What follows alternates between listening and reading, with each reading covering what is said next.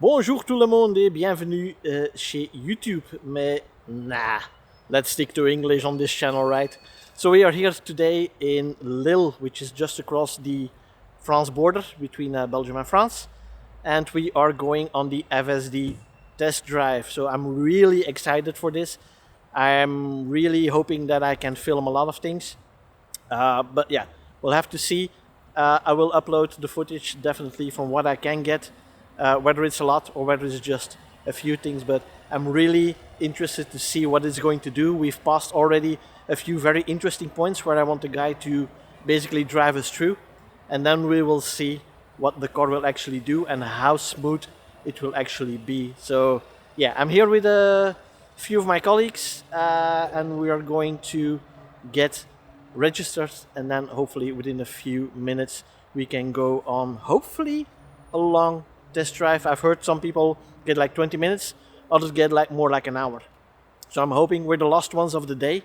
It is getting a little bit darker right now, so we can get both the driving performance in daylight as well as when it's dark to see how it reacts to all the different situations. So let's go.